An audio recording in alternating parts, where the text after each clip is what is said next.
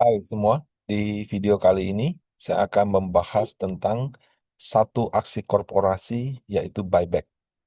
Nah, saya bandingkan praktek buyback di Indonesia sama buyback di US. Kenapa? Karena menurut saya buyback di US itu bukan sembarang buyback. Nah, jadi buyback adalah aksi korporasi, biasanya memerlukan persetujuan daripada RUPS bagi emiten atau perusahaannya untuk membeli saham sendiri di market. Jadi misalnya contoh Bank BCA, Bank BRI, eh, kalau mereka kan menghasilkan cash flow gitu, ada cash lah. Bisa mereka bagikan sebagai dividen, tapi bisa juga mereka beli sahamnya sendiri di market. Nah, aksi korporasi seperti ini itu sangat umum, nggak cuma di Indonesia, di seluruh dunia itu ada. Tapi yang menarik Bapak Ibu, ternyata kalau kita bandingkan buyback di Indonesia sama buyback di US itu ada perbedaan yang cukup signifikan. Nah, kalau di Indonesia biasanya ya buyback itu ketika marketnya crash. Jadi ketika marketnya turun dalam, turun dalam, turun dalam, biasanya OJK itu melakukan relaksasi. Nah, salah satu relaksasinya itu adalah kalau perusahaan mau buyback itu bisa nggak perlu RUPS.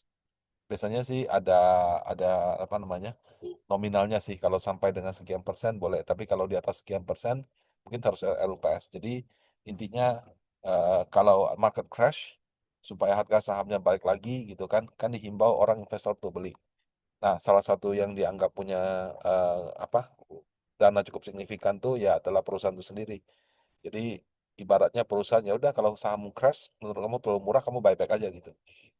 Nah, eh, ketika perusahaan sudah melakukan buyback Bapak Ibu, terus harus diapakan, Pak? Nah, itu menurut peraturan OJK ada beberapa opsi ya. Satu, saham yang sudah di buyback itu boleh dijual kembali. Jadi ketika perusahaan dia misalnya punya dana cash idle misalnya 100 M, dia beli sahamnya, kemudian dia akan catat saham tersebut sebagai treasury stocks, ya, saham treasury. Nah, saham treasury ini ketika masuk di buku perusahaan, itu satu boleh dia jual kembali. Nah, tapi syaratnya harus jual untung. Jadi kalau misalnya kita beli sahamnya di market harga 2.000, kemudian harga marketnya sekarang 1.500, boleh jual nggak? Nggak boleh. Nah, itu baru boleh jual di atas 2.000. Nah, kemudian ada waktunya juga. Jadi kalau sudah di buyback, itu wajib dijual kembali dalam 3 tahun. Jika setelah 3 tahun harga sahamnya masih turun di bawah modalnya, boleh diperpanjang 2 tahun. Kalau masih rugi juga harus boleh perpanjang 1 tahun. Jadi maksimal saham yang di buyback itu harus dijual sebelum 6 tahun. Nah, kalau saya perhatikan di Indonesia itu harga batu bara kan volatile.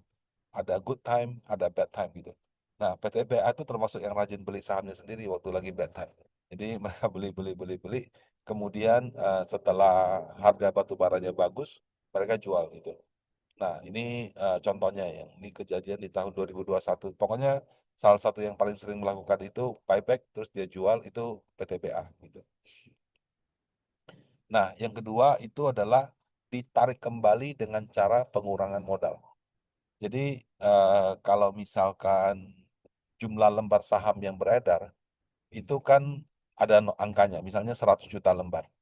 Dari 100 juta lembar ini, let's say perusahaan beli 1 juta dari market.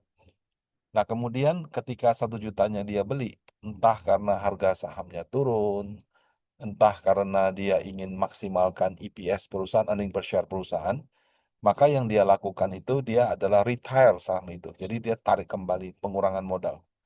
Nah, jadi ketika dia putuskan, oke saham ini ditarik, maka total lembarnya dari 100 juta turun ke 99 juta. Nah, cara ini meningkatkan EPS seperti apa? Jadi misalnya ada perusahaan laba bersihnya 10 miliar. Nah, kalau dengan angka 100 juta lembar yang lama, maka 10 miliar dibagi 100 juta, dapatlah 100 rupiah. Nah, tapi kalau misalnya dengan cara yang dia retire saham 1 juta itu, 10 miliar dibagi 99 juta, EPS-nya naik dari 100 jadi 101,01. Nah, kalau secara pemegang saham, kamu meretire saham itu berarti EPS-nya meningkat. Nah, kalau EPS meningkat kan berarti price earning ratio turun. Nah, itu akan membuat valuasi saham semakin menarik gitu.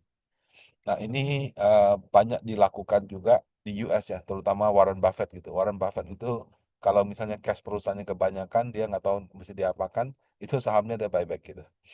Nah, kenapa? Karena kalau buybacknya meningkatkan earning per share daripada perusahaan. Nah, kalau misalnya ada pembagian dividen ya Bapak Ibu, perusahaan membeli sahamnya sendiri, jadi treasury stoknya bertambah. Itu porsi saham treasury itu nggak dapat dividen. Jadi kalau misalnya perusahaan yang dia buyback terus dia juga bagi dividen, kegiatan ini juga meningkatkan dividen per share bagi pemegang sahamnya. Nah, contoh kayak Panin Sekuritas. Panin Sekuritas itu tempat grup saya bekerja ini, dia rajin bagi dividen tiap tahun. Kemudian mereka juga punya treasury stocks. Nah, treasury stocks itu setahu saya tidak masuk dalam hitungan porsi pembagian dividen. Jadi kalau misalnya dia umumkan dividennya sekian miliar, maka yang treasury nggak dihitung. Nah, saham ini juga bisa diberikan dalam bentuk ESOP atau MSOP gitu. Jadi ESOP itu Employee Stock Ownership Program, kemudian MSOP itu Management Stock Ownership Program gitu. Jadi kadang-kadang orang singkat juga dengan MESOP ya. Jadi Management Employee Stock Ownership Program. Jadi program kepemilikan saham oleh karyawan dan manajemen gitu. Ya logikanya kalau misalnya perusahaan, karyawannya dapat saham perusahaan, kan tentu ingin harga sahamnya naik. Kalau mau harga sahamnya naik, berarti performanya masih bagus. Nah, logikanya begitu. Nah, em, secara pajak penghasilan Bapak Ibu, ESOP atau MSOP ini kena pajak. Jadi kecuali bentuknya stock options gitu ya. Kalau yang di Goto itu stock options. Stock option itu gimana? Jadi kamu dikasih hak untuk membeli saham. Makanya kan kalau di Goto kan kita lihat kok bisa ya dia beli di harga Rp2 gitu. Ya karena program ESOP atau MSOP-nya itu memungkinkan bagi karyawan untuk membeli harga saham di Rp2. Kalau yang apa namanya, yang kalau BRI yang saya contohkan di bawah ini, dia bukan stock options, tapi dia stok langsung gitu. Jadi dikasih sahamnya langsung. Nah, kalau kalau kamu stock options, kamu mungkin bayar pajak atas opsinya aja, yang Rp2 itu. eh, saya nggak tahu hitungannya gimana ya. Kayaknya sih nggak sih. Kalau stock option tuh kamu kan keluar uang untuk beli gitu ya. Tapi kalau kamu dikasih stok, ya kamu kena pajak penghasilan seperti biasa. Nah, contoh misalnya ada orang gaji sama tunjangan misalnya setahunnya misalnya ya 500 juta misalnya aja. Kemudian setelah bekerja dia mendapat saham senilai 50 juta rupiah. Nah, atas 50 juta rupiah ini dianggap penghasilan ya dan dikenakan pajak 30%. Kenapa? Karena kalau dengan 500 juta setahun dia itu sudah masuk ke tax bracket yang 30%. Nah, kalau misalnya tax bracketnya lebih rendah berarti sesuai itu. Nah, jadi kalau kamu terima saham misalnya sekian, itu sudah dipotong pajak sebesar total penghasilan kamu dalam 1 tahun. Itu dihitungnya dengan TAP juga kalau kamu tarif efektif rata-rata gitu ya. Kalau kamu misalnya dapat sahamnya itu tidak di bulan Desember gitu. Nah, jadi ini untuk yang saham. Nah, ketika sahamnya diberikan kepada karyawan, harga sahamnya itu harga saham sesuai yang ditentukan perusahaan gitu. Jadi misalnya kamu dikasih saham Bank BRI gitu. Nah, eh, pas perusahaan beli misalnya harganya misalnya aja 3.000. Pas dikasih ke kamu harga marketnya 2.800. Nah, itu bisa tergantung perusahaannya. Jadi bisa di harga 4.000, bisa 3.000, bisa 2.800. Tergantung prakteknya ya gitu ya. Karena setahu saya ada yang dapat di harga pasar pada tanggal tersebut, ada juga yang sesuai dengan harga beli perusahaan gitu. Jadi ini tergantung kebijakan masing-masing perusahaan. Tapi tidak ada kewajiban harus untung seperti kalau dia jual kembali. Nah, kemudian pelaksanaan konversi efek bersifat ekuitas.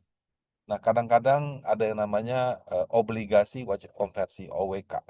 Ada yang namanya warrant, ada yang namanya rights gitu. Nah, umumnya ya, kita ngomong umumnya ya. Kalau rights itu biasanya perusahaan menerbitkan saham baru. Tapi di dalam peraturan OJK, dia tidak membatasi. Artinya, kalau perusahaan melakukan right issue, saham right issue-nya boleh diambil dari treasury stock juga. Jadi prakteknya adalah saham baru, tapi dimungkinkan untuk mengambil dari treasury stocks. Nah, kemudian warrants. Nah, kalau warrants kan itu pasti nggak ada penerbitan saham baru karena warrant tuh kayak rights tapi perusahaan tidak menerbitkan saham baru gitu.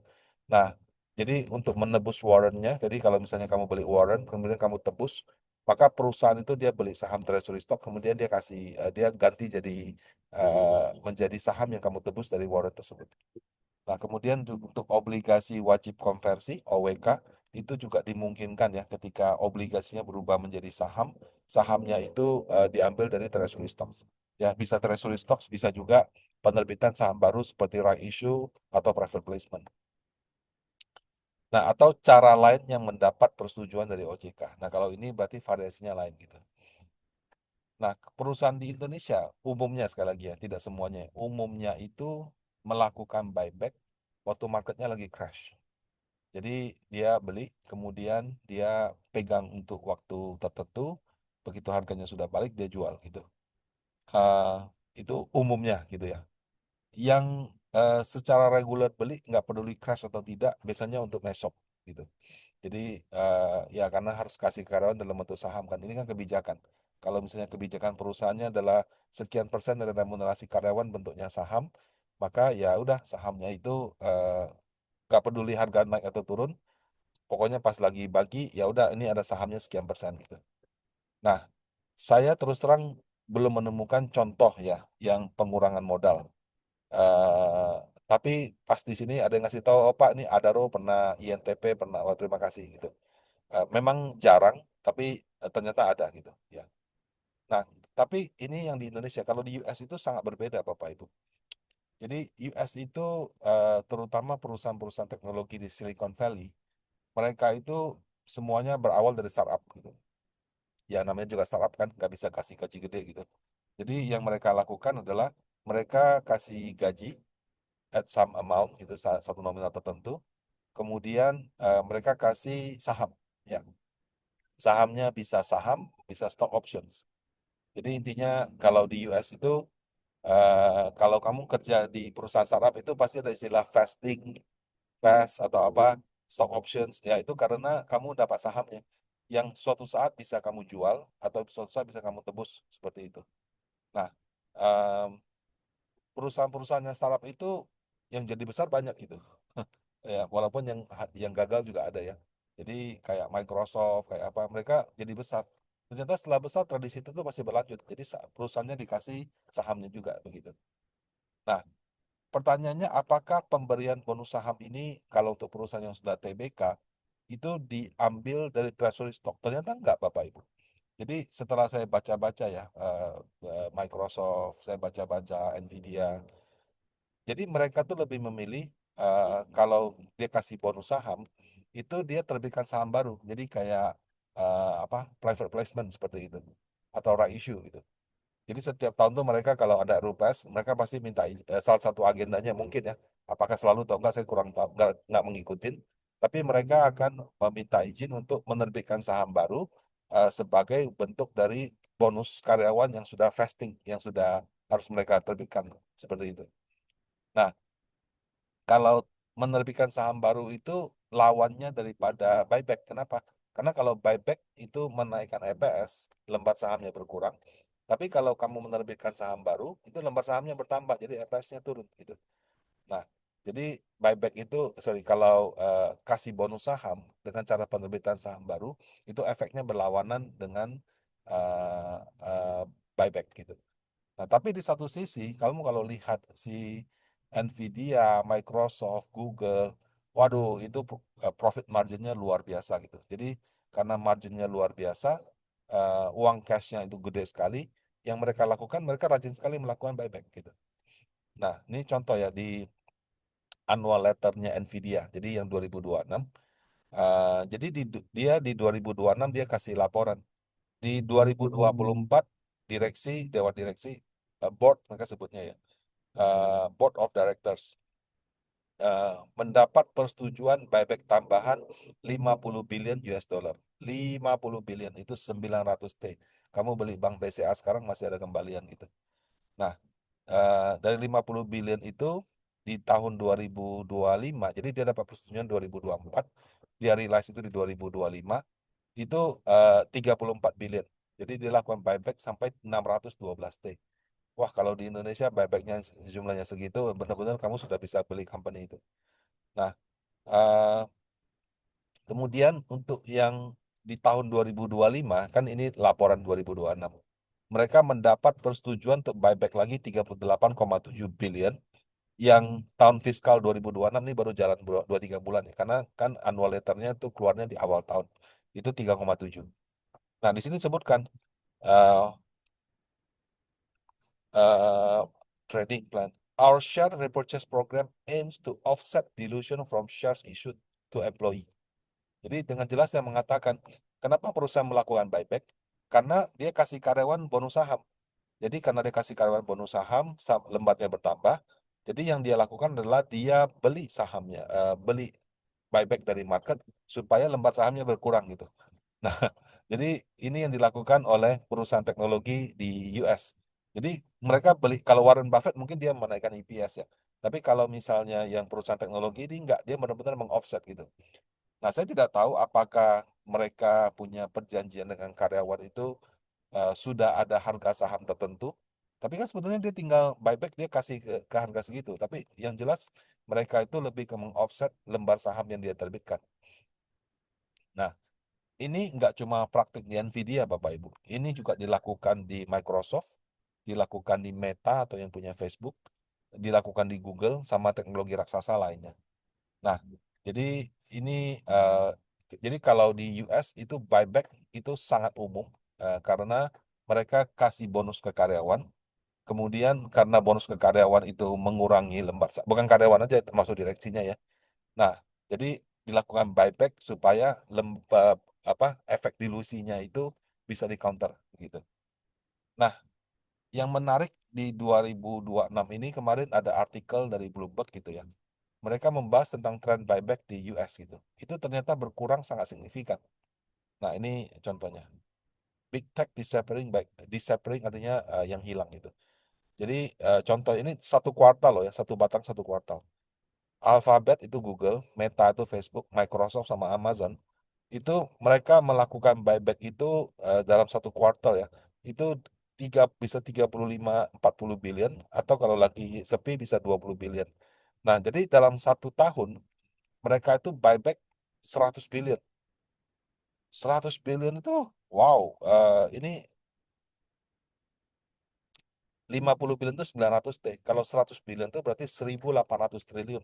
Jadi dalam 1 tahun, 4 company ini aja dia bisa buyback sahamnya 1.800 T. Nah, no wonder kan kalau harga saham di US itu selalu naik gitu. Kenapa? Karena perusahaannya punya free cash flow banyak sekali. Ketika harga sahamnya turun, mereka buyback, buyback, buyback, buyback, buyback terus. Jadi ibaratnya selalu ada kekuatan cash flow yang besar ya. Jadi kalau di Indonesia kan kita lagi cari, oh MSCI beli nggak, FTSE beli nggak, GDX beli nggak, investor institusi beli nggak. Kalau di US itu company-nya sendiri itu sudah big buyer, sudah merupakan salah satu kontribusi besar dalam jumlah dana itu. Nah, jadi eh, makanya pasar saham US itu begitu menarik, seluruh dunia orang invest ke sana ya karena itu pemainnya banyak, nggak kayak Indonesia gitu. Nah, di 2026 itu buybacknya berkurang secara signifikan. Yang satu kuartalnya bisa 25 sampai 30, turun ke di bawah 20, 10, bahkan ini di awal 2026 ini beberapa stop buyback gitu. Pertanyaannya uang buyback itu kemana? Nah, itu semuanya mengatakan hal yang sama, investasi ke AI. Jadi perusahaan-perusahaan ini kan sekarang sedang berlomba-lomba ya.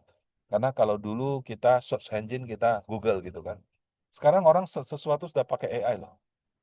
Apakah masih search di Google? Google aja sekarang dia bisa search dengan Gemini gitu. Artinya ada perubahan tren besar. Search engine yang dulu diandalkan orang sekarang mulai lama-lama pindah ke AI. Semuanya sekarang ada AI. Nah, perusahaan-perusahaan besar ini juga nggak mau ketinggalan. Jadi dana buyback yang sampai puluhan billion setiap kuartal ini, mereka investasi ke chip, mereka investasi ke hardware, investasi ke software, mereka rekrut orang. Kalau misalnya dulu ada berita si Facebook dia rekrut orang dengan gaji fantastis, nah itu ya itu uangnya lari ke situ. Nah, hal ini menjelaskan kalau orang bilang saham AI itu bubble, belum tentu. AI itu ada labanya, jadi perusahaan-perusahaan itu dapat untung itu bukan cuma cuma harapan ada yang beli. Actually sudah dibeli karena mereka yang beli siapa ya ini hyperscaler ini. Nah gitu. Jadi ibaratnya uang-uang yang dilakukan itu, maksudnya kenaikan harga saham tersebut memang ditopang dengan eh, apa namanya, ditopang dengan cash flow perusahaan yang benar-benar penjualannya ada gitu. Nah, jadi apakah perusahaan-perusahaan ini waktu mereka investasi AI ini beli sahamnya? Enggak juga Bapak Ibu. Yang mereka beli itu adalah produk atau jasanya ya. Jadi kalau Google, Meta, Microsoft itu julukannya adalah hyperscaler. Hyperscaler itu artinya perusahaan-perusahaan yang sedang mencoba membangun eh, keunggulan AI yang tinggi gitu. Nah, eh, mereka beli apa? Mereka beli CPU, GPU, HBM, networking, kemudian macam-macam lah ya infrastruktur ya. Belinya dari Micron, Nvidia, AMD, TSMC, Samsung, Hynix, Broadcom dan seterusnya.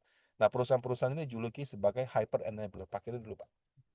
Nah, jadi eh, kalau yang perusahaan AI yang sedang naik daun itu bukan beli saham Google, Bapak Ibu. Google itu justru user. Yang dibeli itu justru apa? Enablernya itu. Nah, jadi kalau kita ibaratkan sama tambang emas, Bapak Ibu, tambang emas itu ibaratnya adalah si hyperscalernya. Jadi orang lagi bangun tambang emas, tapi yang jual scope, jual apa? Jasa untuk buka tambang emas itu adalah si enabler itu. Nah, jadi kalau misalnya dalam konteks panin global gitu ya, investasi reksadananya itu portofolionya lebih banyak ke enabler daripada hyperscaler gitu. Nah, jadi buyback di Indonesia itu kalau saya analogikan, itu kalau dilakukan waktu lagi crash ya, itu ibarat pemadam kebakaran. Lagi kebakaran, dia padamkan. Kemudian kalau dalam kondisi normal, business as usual ya untuk bonus karyawan. Kalau buyback di US itu vitamin terus terang. Kenapa? Karena terus dengan melakukan buyback itu EPS perusahaan akan meningkat, jadi performanya akan selalu tinggi. Nah, itu yang membedakan antara buyback di Indonesia sama buyback di US. Jadi buyback di US itu memang bukan sembarang buyback. Nah, demikian. Semoga bermanfaat. Terima kasih.